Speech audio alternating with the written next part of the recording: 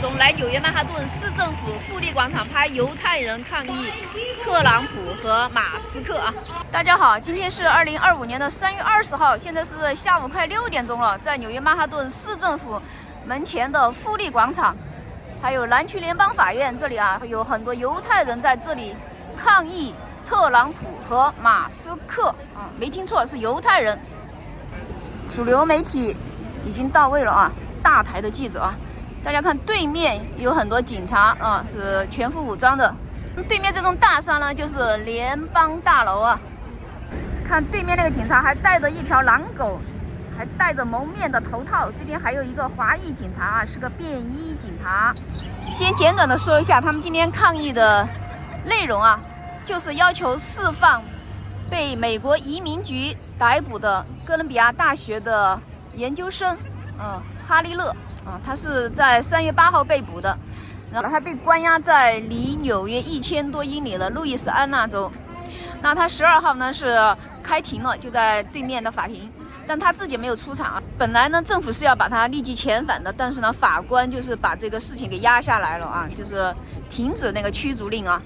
可能是因为他的老婆怀孕了，8个月9个月啊，快要生了，他也快要当爸爸了。还有呢，就是抗议这个马斯克啊，他的能源效率部啊，现在是大规模的裁员啊，所以呢，他们很多人都在反对，说要大家不要买特斯拉汽车，然后呢，把自己的股票也抛售了。那今天上午呢，我也拍了美国邮局的那些员工，他们也在进行抗议啊，是在邮政总局门口啊，也是来了好几百号人啊。那个美国邮局呢，现在要进行大裁员啊，不是说直接裁，是让你提前退休，差不多是1万多人，并且呢，特朗普决定要把美国的邮政局呢私有化，以及美国的铁路部门也会私有化啊。最近呢，全美国很多州都在抗议啊，他们说以人类的名义拒绝一个法西斯的美国啊，说特朗普的法西斯政权啊必将垮台。他们的讲话呢比较长，现场呢还有手语翻译啊，我把讲话的视频呢就放在后面啊，给大家扫一个全场啊。他们一会儿呢还要游街啊，他们的游行呢有很多人发表演讲，我就只拍了前面几个啊，后面就没有拍了。有个唱反调的来了啊，不说了，走了。We're gathered here today because people in this city have been abducted, separated from their families, thrown in detention camps, and threatened with deportation. Boo! Shame! Shame! Mahmoud Khalil, a Palestinian student at Columbia, and now several other students were abducted for exercising their right to free speech. And this week, the Trump regime expelled hundreds of migrants to a forced labor camp in El Salvador, essentially disappearing them into slavery. I have been shattered by this, terrified. And I have been horrified to see that Trump and his white nationalist allies are using our community's supposed safety to justify these attacks on our rights.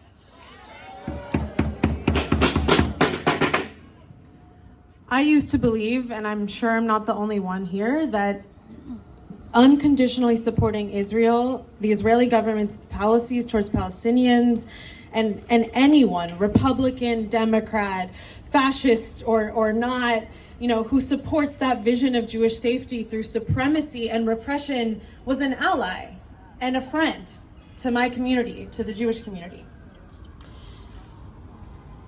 But I started to question this because of the very Jewish values that were instilled in me in my upbringing, those values that instilled in me the need to wrestle with authority.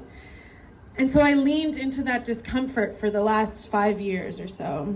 And that questioning led me to realize and learn, thank God, that Palestinians, Arabs, Muslims, these are my neighbors. These people are not my enemy. These are my allies in the fight against authoritarianism, and that our safety and freedom is intertwined. Because freedom is not a zero-sum game. There is enough for all of us. And the people in power want us to think otherwise. They want us to believe that for us to be free, others have to be in chains. They want us to be scared, and they want us to be divided. They want to trigger us and our trauma responses to freeze us, right? To prevent us from taking action to protect our neighbors, our siblings, and ultimately ourselves. Because Musk and Bannon and Huckabee and Hegseth and Trump with their Nazi salutes and their great replacement theories, they are trying to use us as pawns. These people are not our friends. And compare that, all of those people and everything they've done to Mahmoud Khalil, right? Who in his own words said that the liberation of Palestinians and the Jewish people are intertwined. They go hand in hand.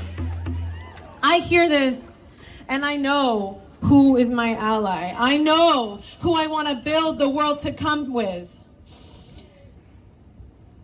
And this attack on our Constitution, on the U.S. Constitution, is part of a larger plan to shred the liberties of all Americans. Jewish, Christian, Muslim, black, brown, white, citizen, immigrant, resident, it doesn't matter. All of us, trans people, cis people, everyone. And our community, right? Our heritage, our tradition, the Jewish people are being co-opted for these autocratic agendas of supremacy. And this happens in Israel every day at the expense of Palestinians and the Israeli activists who dare to push back. And we as Jews have been scapegoated before in the past by autocrats who eventually turn on us. But now we can break that cycle. It is our job right now, it is our moral duty to recognize that pattern and do everything we can to change the outcome.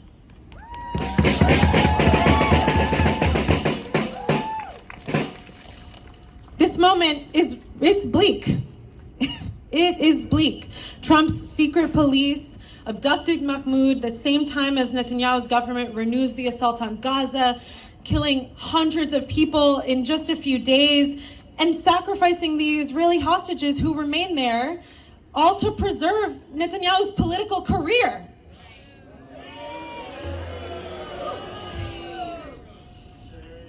It's clear that the people in power have failed us, right? And we know that, and I feel that, and it's a horrible thing to feel.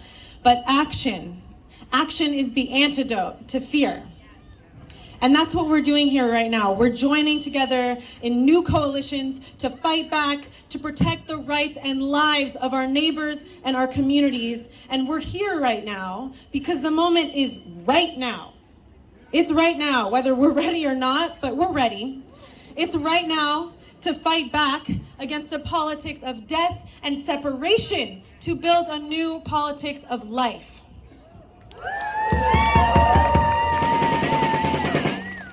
Because they're counting on us to be divided, right? To be fearful, to be suspicious of each other, and easy to take advantage of. And to that I say, too bad. Here we are. Hinenu. Thank you all.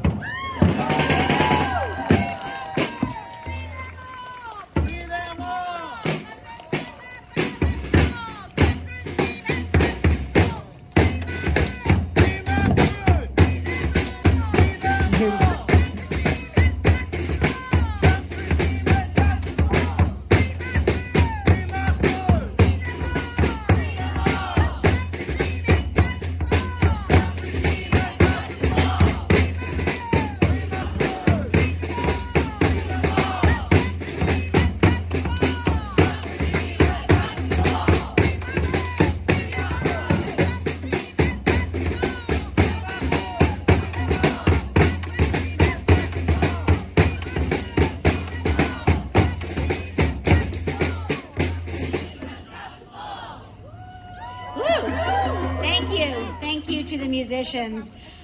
Good evening, everyone. My name is Rabbi Bara Elman. I am a rabbi for ceasefire, something I wished I didn't have to still be. And I'm also a member of Jews for Racial and Economic Justice. It's my honor to give an opening blessing tonight. And actually, it's really more of a prayer. Sovereign of the universe, breath of all life, creator of all that exists, we need you. We beseech you. We are scared and we are deeply worried. We need your help at this dangerous time. You have granted us the privilege to live in a country based on the ideals of human rights and equality, and to live in a city at whose gates we proclaim our core values, welcoming the foreigner and caring for those in need. While neither our country nor our city, for that matter, are perfect, and we have a lot of work to do to make them true to the country's promise, their survival is in jeopardy. Our leaders are trying to convince us that our safety as Jews depends on the capacity of our government to silence voices, especially Palestinian voices. They are trying to persuade us that sites of higher education and the free exchange of ideas endanger us.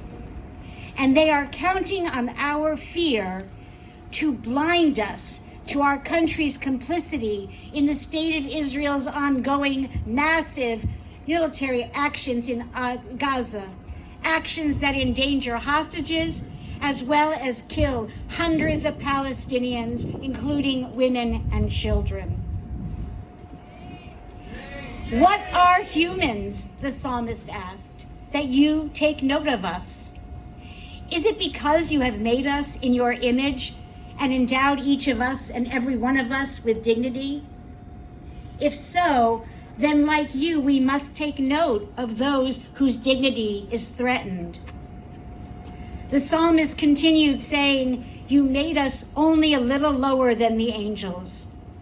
Help us, God, to be those angels.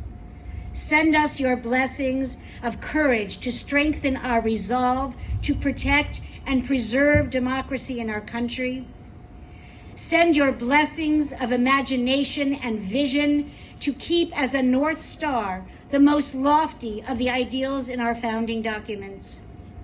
Send us your blessings of compassion and empathy so that we will be unflinching in our care of all whose humanity is degraded or who face danger. We pray to merit your trust in us. May our actions be pleasing in your sight. Amen.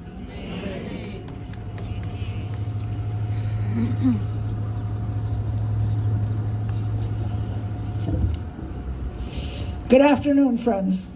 I'm Ruth Messenger, longtime social justice activist, proud member and supporter of JFRIJ. We are in serious trouble. This is not your ordinary rally. Our government is persecuting Mahmoud Khalil because of what he said. Our government has arrested and deported from New York a legal permanent resident because of what he said. Our government is ignoring the protection of free speech guaranteed to each of us, violating Khalil's First Amendment rights. This is terrifying, not just for Khalil, but for all of us. I'm here today because if this can happen to Khalil, it can happen to others. If it can happen to him, then we are each in danger. We can be prosecuted for what we say. I'm here because this assault on an individual's human rights and the other assaults which the Trump administration has advertised that they will pursue constitute a slide into authoritarianism, a loss of our fragile democracy, and the protections that it has afforded us. I'm here because people in our communities are in danger. There are people here, people that each of us know, who hold green cards. They are in danger.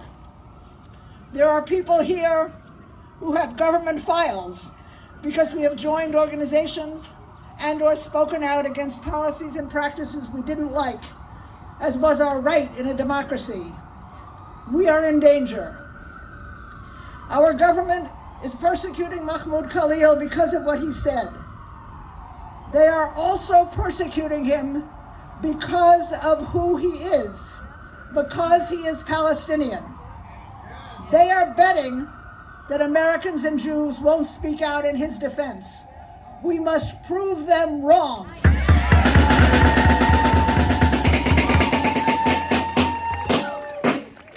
The government is coming first for the marginalized.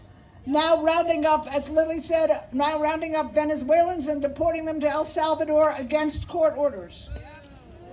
But they are coming for the rest of us, individual by individual, group by group, most recently, believe it or not, for the largest law firms in the United States, because they are the people who bring cases to challenge the outrageous actions of this anti-democratic authoritarian government.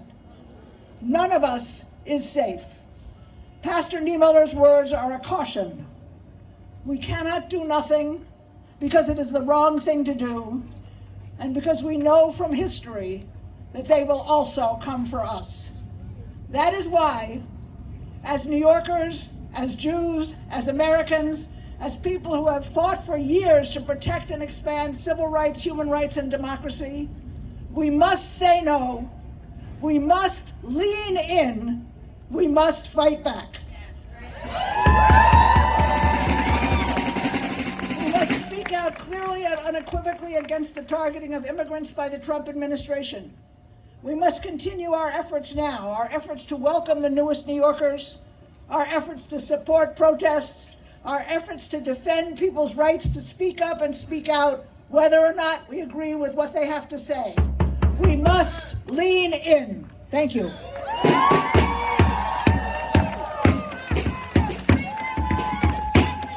Repeat after me. They came for you, they'll come for us.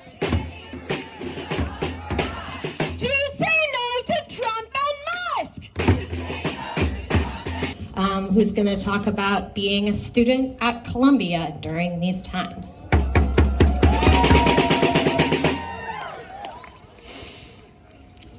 My name is Rachel Paradis. I am a Columbia University nursing student. I am studying nursing for a lot of reasons. One of them is my Jewishness, my belief that every human being is created in the image of God, and that to save a single life is to save an entire universe. By far, the scariest, most dangerous form of anti-Semitism plaguing our university is Trump's cynical use of Columbia's Jewish students as a pretext for crushing academic freedom, free speech, and political dissent.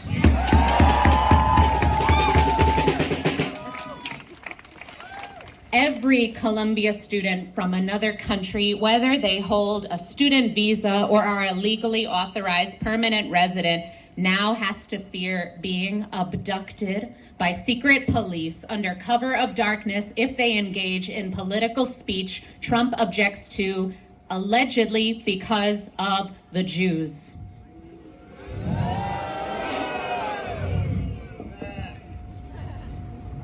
Yeah, it's interesting, right?